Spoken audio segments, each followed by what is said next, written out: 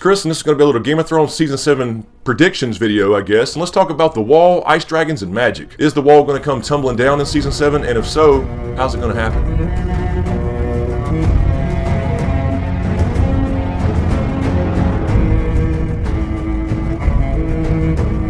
Alright, let's talk about the wall. No, not that damn wall. The big ass ice wall up north. Anyway, a lot of people have speculated, including myself, that the wall will come down at some point. The question is, how's that going to happen? So let's talk about a couple theories on how that could happen. Now, one of the most common questions I get in Q&As, as well as just comments in general and messages, etc., is, do I think there's going to be ice dragons in the story? The short answer is no. I don't think there's going to be ice dragons in the story, only because George R. R. Martin kind of had to be talked into fire dragons. So imagine this story right now without fire dragons. Just Dany coming along with no dragons, and she's just got her name. But the point being, imagine this story without fire dragons and how significant they are. So he had to be talked into that, so I don't think there's going to be an ice dragon. The reason I bring that up is a lot of people think that there's an ice dragon kind of hidden or frozen or asleep inside of the wall as part of its magical properties. Now we have the Horn of Jormungand, the Horn of Winter, in the books at least. We may have seen it in the show, we're not really sure if that was it, the one found with the dragon glass at the Fist of the First Men. Sam apparently took that with him to the Citadel, and we have not seen it since, so maybe that's one of the secrets he'll uncover in Season 7, is what the hell he's got in his own damn back pocket. So apparently when blown, it's supposed to wake giants from the earth, and this is likely the same magic that the children used apparently to flood the Arm of Dorne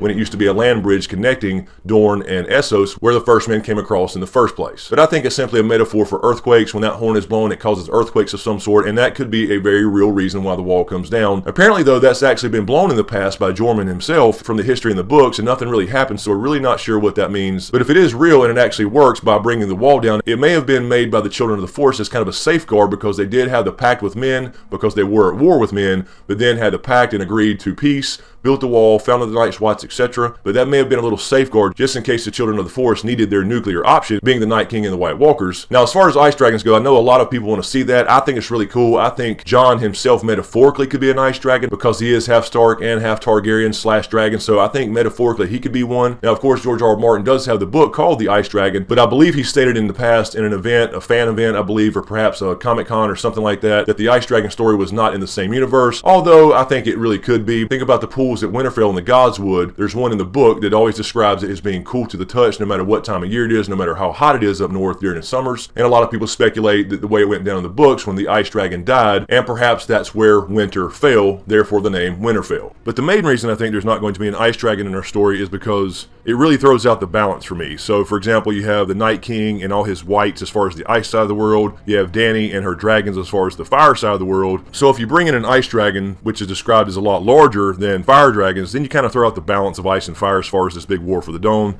So that's the main reason I don't think we're going to see an ice dragon in our story. Now, before I get to my little final speculation on how I think the wall is going to come down, let's talk about really quickly, why can't the White Walkers just go around the damn thing? Well, I think there's something to do with salt water. So on one side you have Eastwatch by the Sea and the Shivering Sea, and the wall goes right up against it, and I think there's an issue with the White Walkers not being able to control water itself, and more specifically salt water. We saw Hardhome, of course, in Season 5. Jon was rowing away and him and the Night King had the stare down, and you would think that if he wanted to kill him, he could have easily just kind of frozen the water or whatever, or threw fucking snowballs at him or something. So I think salt water is a problem for them. Otherwise, you'd think he would just freeze it over and walk right out there and kill whoever he wanted to. But basically, he let him escape. But I think he knows something about Jon. Obviously, he had a stare down. He kind of knew who he was. He was familiar to him, probably because he was related to him, because I do think the Night King is a Stark, or was a proto-Stark, I should say. And on the other side, you basically have mountains. So why wouldn't they just be able to go through the mountains? But if you look at the map over here on the west side, you have Westwatch, which is where the wall ends, and there's actually a river system that runs down from the north, out of the Frost Fangs, near Craster's Keep and all that, called the Gorge, that runs down to the west side of the wall into the Bay of Ice. So once again, salt water is blocking their way. So obviously there is magic in the wall, and of course in Season 6, when Benjen dropped Bran and Mira off at the wall, he said,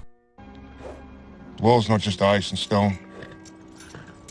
Ancient spells were carved into its foundations." Now, of course, some would go back to Season 1, where we had the two Night's Watch members who were killed when Benjen disappeared, and they were brought back into Castle Black and then turned into whites and attacked Lord Commander Mormont, and of course that's how Jon burned his damn hand in the first place. But at the same time, in Season 4, when Bran finally arrived at Bloodraven's cave, we did see the magic at work when the whites tried to chase him into the cave, so obviously the magic's still real and still working just fine. So my answer to that would be that the guys who were brought into Castle Black, at that point they were dead, the magic hadn't taken hold yet, so they hadn't turned, so they got through the wall, through the magical barrier, barrier, and then they turned, and therefore the magical barrier itself didn't affect the magic that reanimated their corpses. So let's say that the Night King could kill somebody and then throw them over the wall. I think they would still turn once they were past the barrier because they were dead while they were going over the barrier, or through it, or under it, or perhaps around it.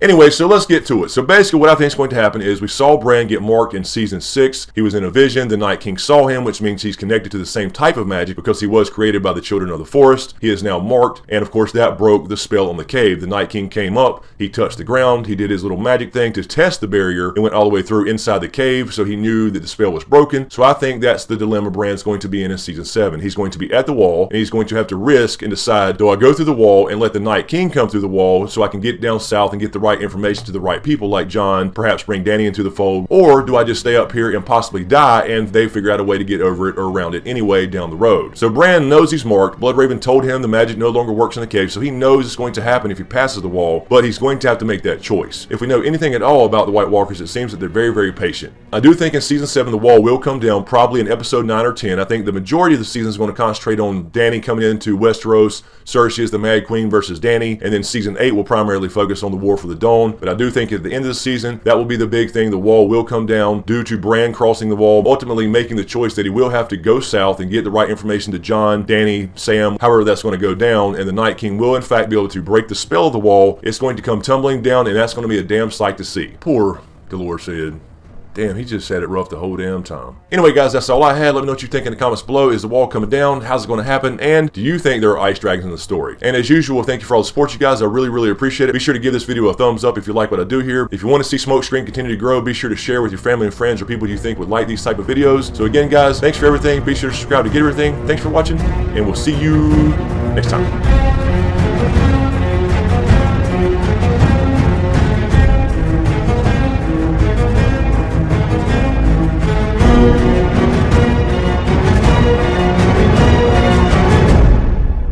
Now, one question I get quite often in my Q&A videos and in comments in general is, do I think there was going to be an... How does people know when I film? So let's talk about a couple theories on how that could happen, if it does at all. Now, one...